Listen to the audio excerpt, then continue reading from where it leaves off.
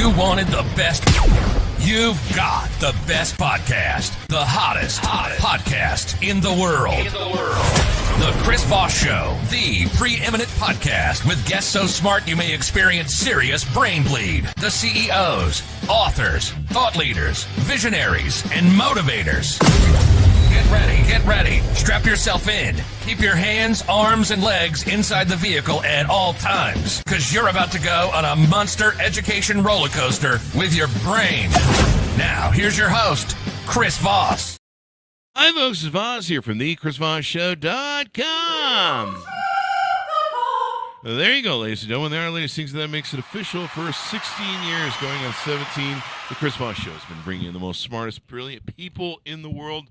2,200 episodes. So if you're just new to the show, go back and listen to every damn single one of them because they're really important to listen to. Go to goodreads.com/Chris Voss, LinkedIn.com/Chris Voss, Chris Voss One, the TikTokity, and all those crazy places on the internet. Today we have two young gentlemen on the show with us today talking about their new launch and their startup and entrepreneurism and some of the stuff that they do. We have Dillon Kazemi on the show. Did I get that right, Dillon? You're so close. It's Kazemi. Kazemi, there we go. Dillon Kazemi joins us on the show, and Montel Hawkins. Dillon is a former missionary, and now he helps clients across the country with a new way of doing financial planning. I guess this is a new religious sort of movement. Montel is the man behind their marketing plans. He successfully exited and sold a tech business where he learned the power of duplication and team building. Together with their third partner, they are building a remote wealth management firm that's breaking old barriers around investment strategies for everyday people. Welcome to the show, Dillon and Montel. How are you? Man, so happy to be here. I got to be honest, your intro got me kind of pumped up. I'm ready to go hit the gym. It's about the brain bleed. I can't even do the voice of the radio guy who did that intro. He's pretty freaking amazing. He's a true radio voice. I'm just a hack. So, gentlemen, give us your .coms. Where can people find you on the interwebs? Yeah, the main one is mymodernwealth.com. So that's going to be where everything is housed. Otherwise, all the normal socials, you can find us as well. Yep. And on those socials, you can find us on My Modern Wealth. There you go, mymodernwealth.com. So give us a 30,000 overview, this new startup that you guys have launched, I think 6 months ago, right? Yes, about 6 months ago. However, Chris, we have been in the industry collectively between three partners about 33 years. So new firm, but not new people as far as in the industry. With Modern Wealth, in simple terms, I like to say that we empower individuals and families, for that matter, to live their boldest dreams and aims with innovative solutions, which is a mouthful. And we can dive into that, I'm sure, today. I like to say, Chris, in our industry, a lot of people kind of like to, or just in, business as a whole, they like to kind of get inundated in industry specifics. And, for example, you can be a financial advisor and specialize in mortuary financial advisor or lawyer financial advisor. Wow. We want to think a little bit different in that terms. And we have a brand, right? A core value, a characteristic of our clients. And it's all in the name in terms of living their boldest dreams and someone who's living with intent. So with that, we kind of couple that with practical planning in terms of financial planning and making sure that they live their aim. There you go. I'm planning on being an OnlyFans financial advisor. That's where the money is, gentlemen. That's where the money is these days. $43 million that one chick's making. Dillon, did you want to give us your take on the 30,000 overview? Yeah, definitely. So I think what's really important to say is that the three of us, before we came together, we were all our own solo advisors running our own solo practices. And at some point, we just realized there had to be a better way of doing things, different from how we had been trained, what the more traditional model is in financial services. And it became clear with all the pushback we were getting that the only way we could do things differently is if we just sat out and made our own firm. So that's what we did. Yeah. That's what I did too. I'm unhireable and I don't work with others. So I'm just like, well, I guess I'm working for myself for all my life. No other options. There you go. And so how is this different? You guys are trying to make it more unique and is there a minimum sort of client net worth that you guys will work with? How does that work? So I'll say right off the bat, we knew even before day one. So before we had a name for the firm, we knew we did not want to set asset minimums because we wanted to be able to help the people, number one, who are just getting started. Number two, we wanted to help the people who were closest to us, like our family. And number three, we recognize that a startup business owner, those other entrepreneurs that we get along with really well, they're not going to have money because their money's in their business. So why did we want to limit ourselves from helping the people we could relate to the most? But as far as, differentiators, I would say a huge thing is our emphasis on core values and helping people really articulate their purpose with their money. And what I mean by that is, if you sit down, and I'm going to say at a traditional firm, I won't name any names, but they're named after a person. If you sit down at one of those places, it's all going to be about retirement. How do we get your money ready for retirement? How do we sock it away so that you don't touch it for the next 30, maybe 40 years? Whereas we flip that and we say, what are you trying to do in your life? What are you trying to accomplish? How can we reorient your money to get you there? Yeah. And that's probably important, right? Yeah, I would say so. I mean, you got to do did you have an insert here, Montel, you wanted to jump in on? Yeah, well, that is going to be what he just said is going to be our new vision, right? Having that approach. I like to say we start off with your aims before your assets. Too many financial professionals get the numbers right and the people wrong, right? As financial advisors, we come in and we know our numbers like the back of our hand, but we never really ask or are considered about the person across from us in terms of what are they trying to go after and achieve. And once we have that, it helps us kind of just complete that financial plan. So that's one thing in terms of a new vision. Also a new mindset, Chris. I think you would agree. A lot of people nowadays, just especially in this high inflationary economy, people just want to be equipped with financial tools and to, kind of be able to navigate tough financial situations and scenarios. And we want to come in and be very educational and non-transactional, whether it's through podcasts or workshops, et cetera. And then the last one, Chris, before I talk too much, because I'm passionate about this topic, is our new opportunities. One of the biggest, here we are, what day is it today? We're in December, let's just say. And right before Christmas, and we see, there's a lot more non-traditional assets that we're speaking about that investors are putting in their portfolio. One of the most popular is going to be Bitcoin, right? So if we're called modern wealth, we want to make sure we're staying ahead and allowing our clients to dip into new opportunities. Wow. So you guys are playing the cryptosphere. Well, we're getting our toes wet, but it may not sound like much, but compared to the rest of our industry and what our competitors are doing, it is a lot. Yeah. It just hit 100,000. Geez, I remember buying it with 600 and lower. And I sold out at like 35,000. So now I feel like an idiot.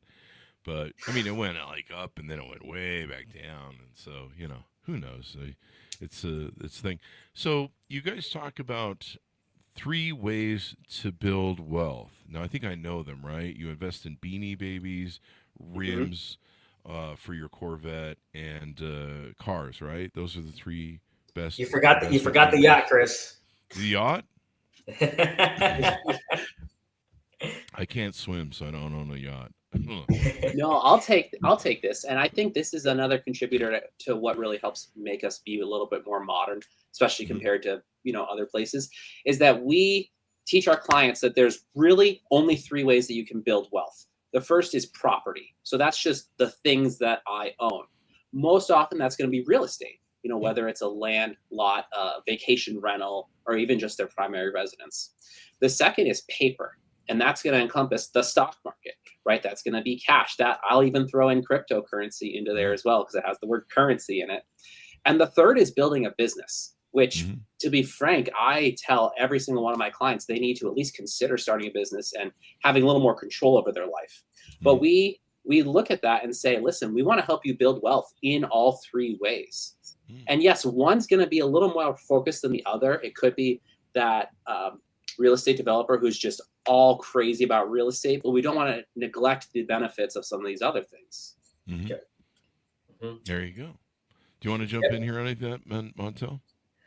Chris, I think he was spot on. There's only going to be those 3 avenues or 3 ways to create wealth, and you can challenge me. Everything that you do are going to correlate within those 3. And most advisors aren't going to talk about this because, again, like Dillon said, they can't bill you from it. And they don't want to talk about anything that they can't, make money from.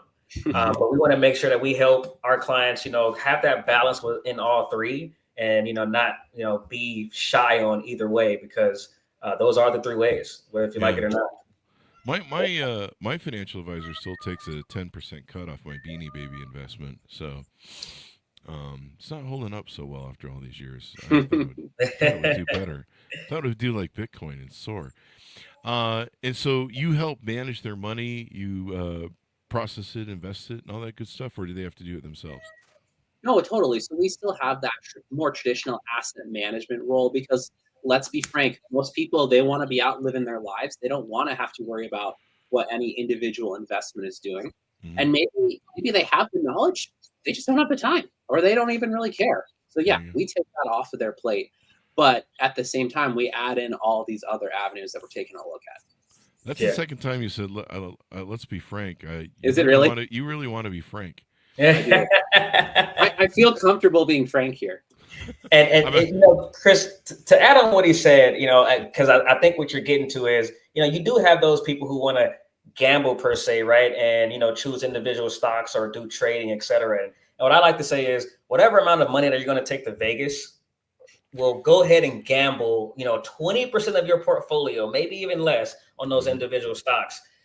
We're not even stock pickers per se, even being financial advisors. What we do is we actually outsource that, and we go find the asset managers, the guys and gals who have proven track records over, centuries, if you will, of, putting together funds, knowing that the beta and alphas are going to be, what we like it to be. So again, if you want to gamble, whatever you're going to take to Vegas, put it in those individual stocks, but 80% of your portfolio, let the professionals do it. Definitely. No, I was joking about the Frank thing because I'm a big airplane. I forget is it the Zucker brothers? Whoever used to do the airplane stuff. You remember the line, "Don't call me Shirley"? Yeah. So I play a lot of literal comedy on the show. Tell us about both yourselves. How did you guys grow up? What got you into some of the fields that you're in? And what was the proponent for the startup? How'd you meet up and wow, say, let's launch this thing? You want to take a trip down memory lane? I will. I'll kind of give you music for this that comes up. Right? Memory lane. Roll out on my red carpet. I'll be quick for you and kind of give you a fast version of my background. You're going to be quick, and he's going to be frank. That's right. I come from Los Angeles. My parents kind of share that traditional Los Angeles story where they met at Crenshaw High School. Been knowing each other since they were 12 and 15.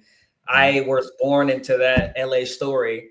And, we didn't grow up at the dinner table talking about how to create wealth. Actually, we didn't talk about money at all. It was actually the opposite in terms of observing what not to do with your money. But one thing about my mom is she was very ambitious. She was very goal driven. And she actually moved us out of a not so great environment because she chose the vehicle of real estate. And I remember she'll sell homes, which she'll get a big boatload of a commission. She'll buy my brother a car and buy a house, etc. So one thing about my mom, she didn't teach me how to open up an LLC, but she was a go-getter. And I observed her just by going to her real estate showings and viewings and open houses and her listings.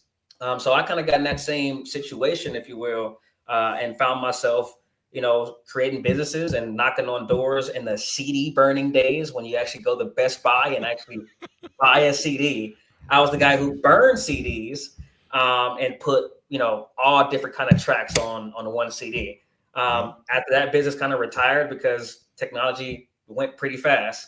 I started my gardening business and still knocked on doors, dropped off business cards and raked leaves in the fall, which then led me to start my most proud business, which is what I exited, what you gave here in the intro with my twin brother in college. We actually exited a tech business and built an app. Now, when I got that money in my bank account after exiting that business, it went out just as fast. I didn't even see it. That's when I realized, you know what? Before I start another business, I need to figure out how money works. So let me just go into sales, make more money, and then learn how money works. One of those interviews when I was getting into sales was a financial advisor, and he schooled me on the financial industry like nothing else. I didn't even hear a financial advisor. Coming from where I come from, there were other guys on the corner selling other things other than financial plans. So I gravitated and I said, you know what? pick me. If this really works, use it on me. And then I got all the financial products before I even sold one, which was life insurance. I invested. And then I said, you know what? I think I can do this. Fast forward, I believe that same year, I met Dillon in that same practice because one of his buddies were that financial advisor. And I guess, Dillon, I'll let you pick it up from there. There we go. Yeah, so he became a client of someone who was working in the same office as I was. So he obviously was like a sponge and wanted to learn everything. So he was asking all the other advisors stuff. And we had kind of built a relationship through that way. And then around the same time, a little bit later, we both started to feel dissatisfied, like I said, with how things were being done and how we were being trained. So we started to have these closed door sessions in my office of, what if there's a different way that we could interact with our clients? What if there's a different journey we could take them on, if you will? And we started to craft that, which is now our Purpose Power Plan that we use with all of our new clients. But back up a little bit. So my history growing up was a little different than that. I never knew I was going to be an entrepreneur. I never planned on it. My parents were both that corporate America life, and it was not the best time for them. I remember my mom, for a 2-week period, came home every single day in tears with the way her boss treated her. And then a little bit later, it was a different scenario where her and my stepdad were working at an insurance company that had mandatory overtime. And they're working 55, 60 plus hours a week while I'm in middle school, and I'm just sitting at home like, where are my parents? And I thought that's what was waiting for me one day. And so fast forward even more, I was flirting with entrepreneurism, not like he was, but flirting with it, right? And my wife was pregnant with our first child, so I got scared. I said, I need to have at least some paycheck that I know is going to come because, I'm going to be a dad. Yeah. Well, I got a job at a bank. It was a very entry level, rudimentary. The whole job could probably be done with AI right now. But when I was there, after a while, they said, we recognize you're overqualified for this. We want to train you for a new position. Double the pay, salaried. You're going to love it. You're going to be here for a long time. Wow. So for a couple of weeks, they trained me. Then one day I come into the office. They say, hey, we're actually going to move you to a different department. And I asked, well, what about that job you were training me for? And they said, no, we decided to give it to someone else. Just drop the hammer like that. So I go and I sit in my cubicle and I put my head in my hands. And I said, I'm in the exact same position my parents were in. Yeah. And something moved in me that day to where I said, I can't let this happen again. I have to become an entrepreneur now. Wow. There you go. Well, I love it. It's good vision. The greatest thing about being an entrepreneur is you control your destiny. You work 24/7. You burn out. You end up doing a lot of cocaine just to survive. Wait, what? What? Is that an entrepreneur, or are we talking about something else? I don't know. Anyway, no, being an entrepreneur is the greatest thing in the world, and it's hard, and it's challenging, and it will actualize you like nothing else. At least in my opinion. I mean, unless you're born rich and you have money or something, and you don't really have to develop as a human being. It will, you can just hire people and blame them for everything, which is what I do. Blame them for all your problems. But no, it's hard. It's a hard process. But it is. And Chris, if you don't mind, I want to stay on here a little bit more because you're hitting on something. And obviously, I see you as someone that has bold aspirations and a big dream, obviously being one of the top 1% podcasts. And, we all heard of the old adage that how to kill a big dream, you become a small-minded person. And so what we want to do is we want to represent that financial firm where it's okay to let us know and speak about those crazy high aims that you have, which is one of our slogans, live your aim. Because, if you can't say those bold aspirations and dreams, and number one, you need a different circle of friends. And, you're just not doing yourself of service by not speaking about that, future you want to create and that generational wealth you want to leave behind. So that's kind of our differentiator as well, if you will, by kind of highlighting the go-getter, that person who is going after something, whether if it's philanthropy work, funding a passion product, or again, leaving behind generational wealth, whatever it is, it's okay. You can let us know that it's a safe space, and we're going to help you kind of tie that money with your mission. I like how you guys ask what a client is trying to accomplish. That was something I taught my salespeople, and I think it's in my book, Beacon's Leadership. where I taught all of our salespeople. In fact, that you had to say it, but they would. The first question they would need to ask a client when they called them, other than hello, good day, is what are you trying to accomplish? And shut up and listen. And that's so important. A lot of financial advisors steamroll you into, we know what's good for you, so we'll just tell you how it is. Yeah. And I'm like, you don't know me. I have that all the time with the Beanie Baby vendor. Tell us about this P3 process. It sounds like that encompasses part of it that you guys have. Yeah, totally. So that's the thing that we locked ourselves in my office and started to put together. But we realized the process that we were taking a new client through, it was just missing something.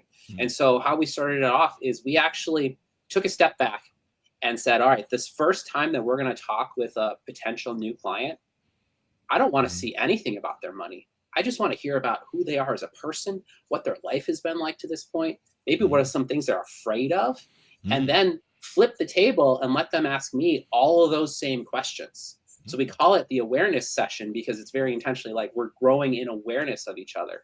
And at first, some of the other people in our office were thinking, you're just wasting your time, get closer to the sale.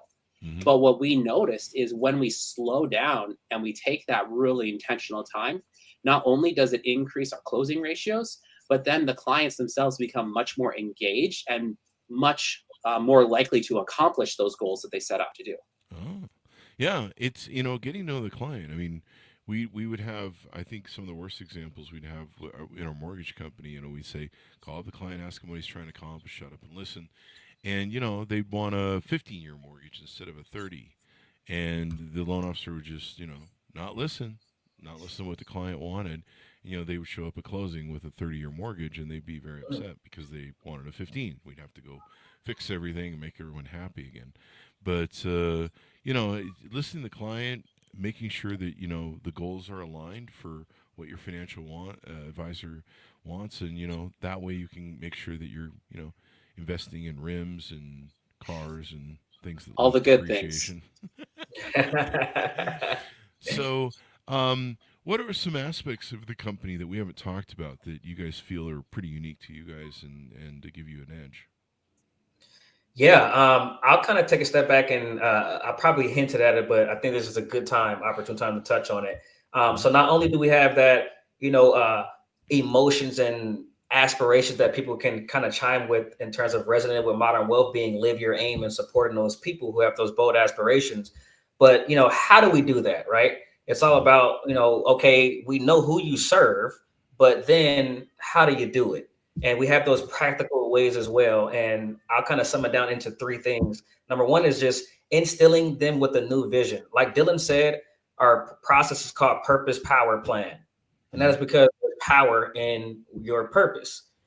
My most favorite topic, Chris, is how if you don't know your purpose, you're sabotaging your finances. Because if you can, show me where a man spends their dollar and I'll show you who they are. Right. I think money is the greatest show on earth. I can take a step back and watch how someone, if I'm looking at your accounts and you spend $100,000 on FanDuel or DraftKings, and I kind of know where your values align, right? Or if you're taking that to take it. So that's the one thing, is instilling that new vision. Then we have that new mindset, which is just really educational. We do workshops locally here where we're at in Chandler, Arizona. We have a couple of strategic partnerships of 1099 contractors that we get in front of and really just do educational workshops. And number two is, we want to also teach future generations. Right. A lot of financial advisors drop the ball on not only helping out the mom and dad you're sitting in front of, but what about the parents, or what if they want to, leave some generational wealth behind to a charity? So we're really, really educational and changing the mindset. We've all heard of this new phrase coming out in the last 4 years, financial literacy. So we take pride in that, making sure that we have that education. And then lastly, being on the forefront, our third partner, who's our chief investment officer, Dillon and I like to say he's probably one of the most qualified as partners. He's been investing in the stock market for over 2 decades, and we just make sure we're on him to stay ahead, right? Making sure that, Chris, if you look at the S&P 500 in the early 2000s, 80% of those companies were manufacturing companies and tangible things that you can see, touch, and feel. 20% was software based. Now in 2024, it's completely flipped, where 80% of those companies are not tangible at all, and 20% actually are. So we believe if the market evolves, will show your portfolio. So what is that next new thing that we want to get in front of? AI, crypto, alternative investments, etc., that we can, take pride in our name, Modern Wealth, and add it before the market. Yeah, and really another thing that we had in our vision when we set out is we wanted to have a place where a client could go and have all of their financial problems be solved. And so Montel and I had a history of working with self-employed people, and they would continually come up. I need help with bookkeeping. I need help with tax planning. I need help with all these other things. And because of, compliance requirements at previous firms and whatnot, we had to always say, I'm sorry, I can't help you. I'm sorry, I can't help you. Go talk to that person. Go talk to that person. And one day we just said, this is ridiculous. And so what we're building out is a single place where a client can go and they know they have professionals that can solve every single problem that they have. So obviously the two people on the screen here, we're helping with those investments. We're helping with the financial planning aspect, but we have a whole accounting division with a budget coach, with a bookkeeper. This coming year, keep it on the down low, we're bringing in a CPA to help with tax filing. And then we also have an insurance agency, because protecting against risk is a huge component of building your wealth. Yeah. I mean, you've got to look out for, there's all sorts of things. Lots of stuff is happening with, I mean, it'll be interesting what goes on with tax code coming in the future presidency. Tax code changes all the time. You've got to know what the angles are and stuff like that. So it sounds like you guys are really expanding. What's your overall vision for the company as you scale it? Oh man, how much time do we have? Well, it's a 1 hour podcast. Yeah, give us the synopsis version there. Yeah, just to expand on that, like I said, have a solution for every financial problem you might have. So we've got our giant 10-year vision of what we want to be able to accomplish. And it is introducing other departments or divisions to help solve with those other things. I won't say all of them specifically due to, again, compliance reasons, but adding on a specific entity for business consulting. Because again, we have a big history of working with self-employed people, and they ask, how am I supposed to treat my business? How do I get my business to be a real business and not just a job that I have? As well, of course, bringing on attorneys to help with everything on the legal side of things as well. I don't know, Montel, do you want to add? Well, I was going to say, when it comes to more divisions and more services, Chris, then obviously you want to add more human capital, because we actually want to build a business and not be the ones actually doing in every single department. So one thing that Dillon and I pride ourselves on is, as we are bringing in more human capital for these other divisions to flush out the other services, we thought, why not change the complexion of wealth while we're doing that? And instead of bringing in, a typical advisor, traditional, and they may look a certain way, let's bring in someone different, whether if it's, bringing in more women into the financial industry, more minorities, and how can we get closer to making a difference while also, spreading the services within my Modern Wealth. There you go. So it should be interesting. Now, you guys, this is a virtual thing that you're building. That sounds kind of unique. How's that working for you in your setup? Well, again, that was one of the things, even before we launched, that we knew we wanted to do. So Montel and I both live in suburbs of Phoenix, Arizona. Our third partner actually lives 2,000 miles away in central Wisconsin. So obviously we had to make things work virtually. But even before then, I've been meeting with clients on video calls like this since 2018, well before, we all knew what Zoom was. That was still over Skype. And just starting to realize that we're entering into an economy where people, they're not bound by geography. They just want to work with someone who understands them and what they're trying to accomplish and who's competent enough to get them there. So we knew right from the get-go, we want to not limit ourselves to our zip codes. We want to find the people that are looking for us. Yeah, definitely. And doing a virtual thing, I mean, you can have probably a good brain meld of lots of great people in the organization and what you're doing. So I noticed people can download a free e-guide on your website. Tell us a little about what that offering is so people can check that out. Yeah, so that e-guide is pretty much in line with exactly the exact conversation that we want to have, and aligned within the Purpose Power Plan. You've heard Dillon talk about, having those core values, and you even heard me just say that if you don't know your purpose, you're sabotaging your finances. So that e-guide is literally just going to walk you through how to align your dollars with your values, or what we like to say is, how do you tie your money with your mission? Right. So you have those core values exercise. Actually, I believe that website is inside that e-guide. We have the clients actually go ahead and take that individually. Right. If it's a married couple, take it individually, and then also take it as a family, because you want to know your family household core values. And then once that is in the forefront, we ask them to print it out, put it in their office, put it in their car so they can see their values. And now it's all about every dollar that I make, how do I designate it and give it a job? How do I make sure that it is actually aligned with what's most important to me? And then once I have my values, guess what? I'm a little bit closer to my purpose, which is going to kind of encapsulate it all to make sure that we're being strategic with tying their money with their mission. Yeah, and I have a real quick story that goes along with that. So all new clients, we make them take that core values assessment.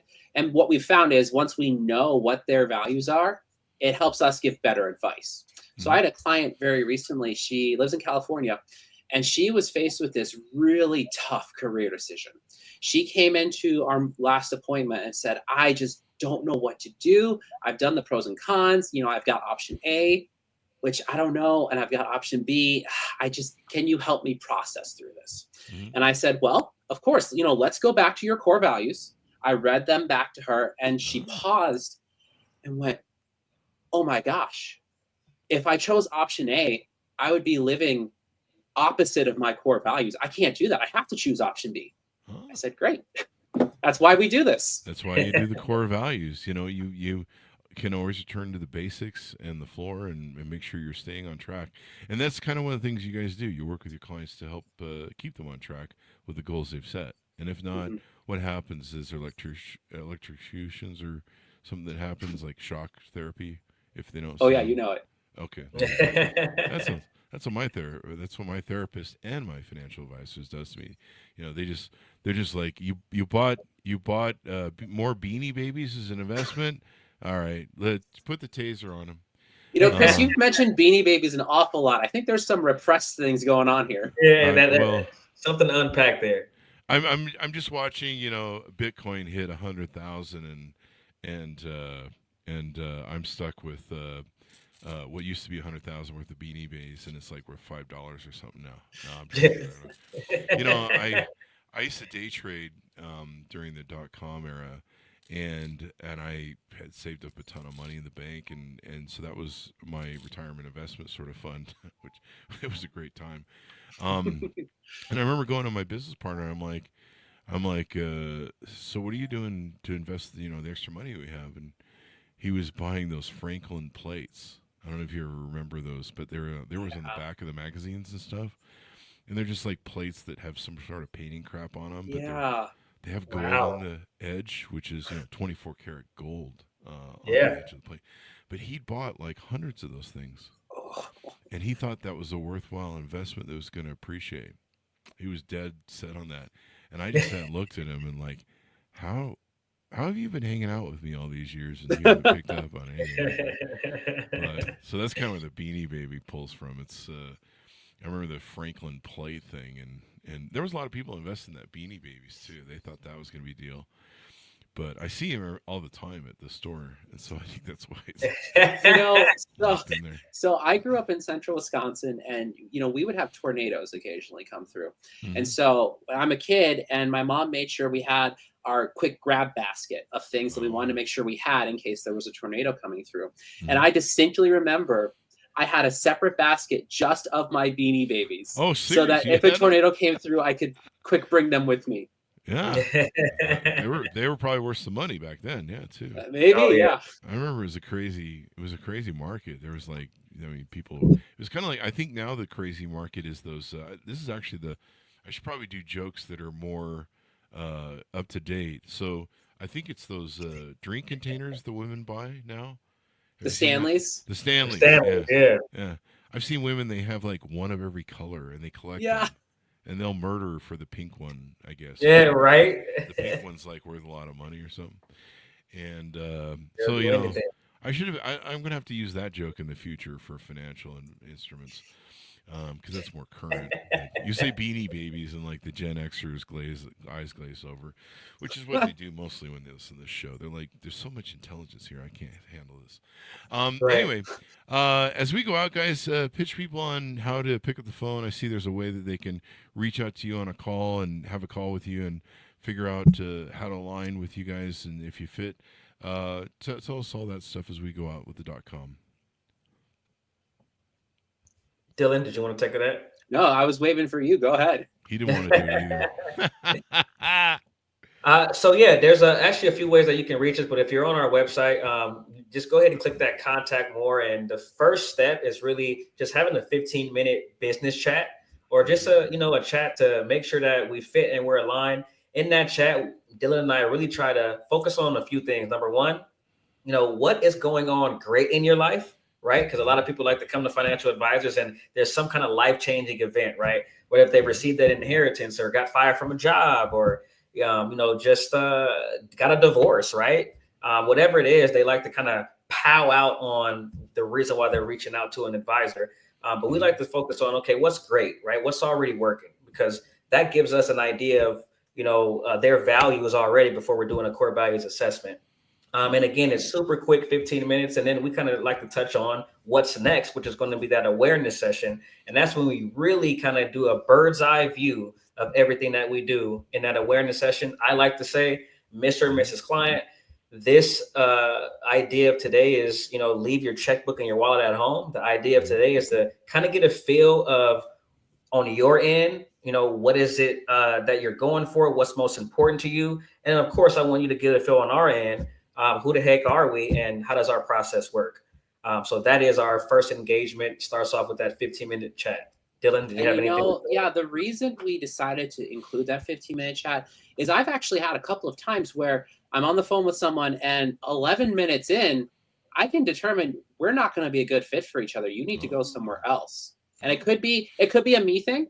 I'm just not the right guy for them. Or it could be a them thing where they have the wrong expectations of what we could do together.